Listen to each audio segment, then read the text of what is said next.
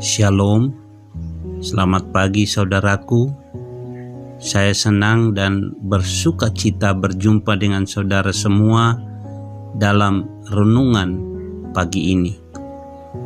Kasih karunia dari Tuhan kita Yesus Kristus menyertai kita senantiasa. Sebelum kita mendengar renungan firman Tuhan, marilah saudara semua kita lebih dahulu berdoa. Allah Bapa kami yang kami muliakan, kami rindu mendengar firman-Mu. Berilah kami hati yang terbuka dan siap menerima sabda kebenaran-Mu. Ya Allah, Roh Kudus, beri kami hati yang taat untuk memahami dan melakukan firman-Mu yang akan kami dengar ini. Di dalam nama Tuhan kami Yesus Kristus. Amin. Saudaraku yang kekasih, pembacaan firman Tuhan renungan kita pada pagi hari ini diambil dari Kitab Perjanjian Lama, Yesaya pasal 9 ayat yang pertama. Bangsa yang berjalan di dalam kegelapan telah melihat terang yang besar. Mereka yang diam di negeri kekelaman, atasnya terang telah bersinar. Saudaraku yang dikasihi Tuhan, dunia diliputi kegelapan, suatu kondisi kelam di mana manusia tidak memiliki pengharapan dan sedang menuju kepada kebinasaan kekal. Namun melalui kedatangan Yesus Kristus ke dunia ini, nubuat yang disampaikan Nabi Yesaya telah digenapi. Dia datang ke dunia ini bukan sekedar membawa terang, tetapi Dia adalah terang itu sendiri. Yesus berkata dalam Yohanes 8 ayat 12, "Akulah terang dunia. Barang siapa mengikut Aku, ia tidak akan berjalan dalam kegelapan, melainkan ia akan mempunyai terang hidup." Saudaraku, kata "akulah" dalam pembacaan Yohanes 8 ayat 12 ini adalah sebagai penegasan bahwa Dia yang berfirman adalah Allah yang hadir sebagai terang untuk memberkati umatnya.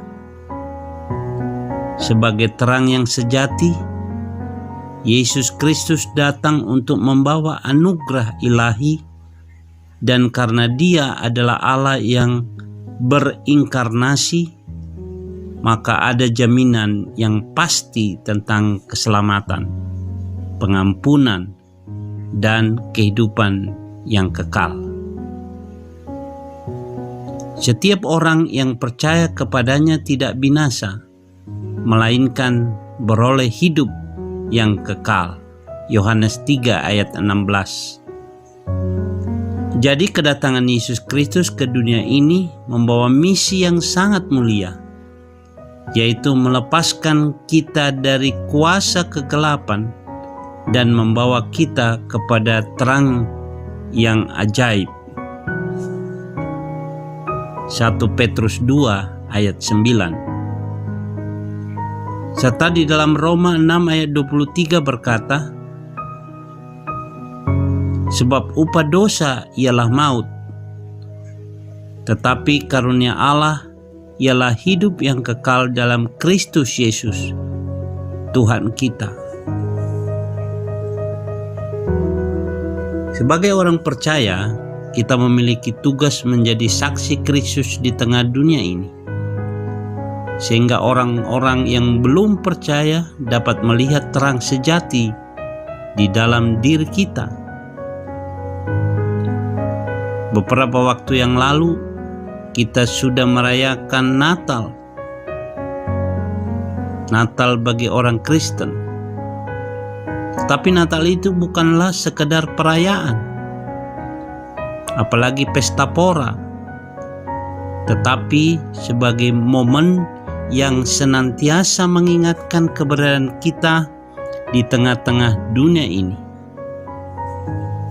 Firman Tuhan menuliskan dalam Matius 5 ayat 14 dan 16, "Kamu adalah terang dunia. Kota yang terletak di atas gunung tidak mungkin tersembunyi. Demikianlah hendaknya terangmu bercahaya di depan orang, supaya mereka melihat perbuatanmu yang baik dan memuliakan Bapamu di sorga." Saudaraku yang dikasihi Tuhan, sudahkah hidup kita menjadi kesaksian bagi orang lain, saya dan saudara? Mari hidup sebagai anak-anak terang yang menanggalkan perbuatan-perbuatan kegelapan. Seperti firman Tuhan dalam Filipi 2 ayat 15, "Sehingga kamu bercahaya di antara mereka seperti bintang-bintang di dunia."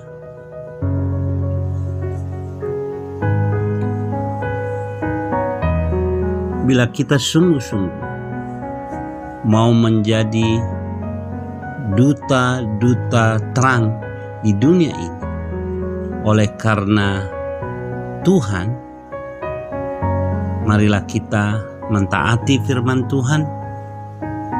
Marilah kita menanggalkan akan manusia lama kita dan kita mengikuti akan kehendak Tuhan.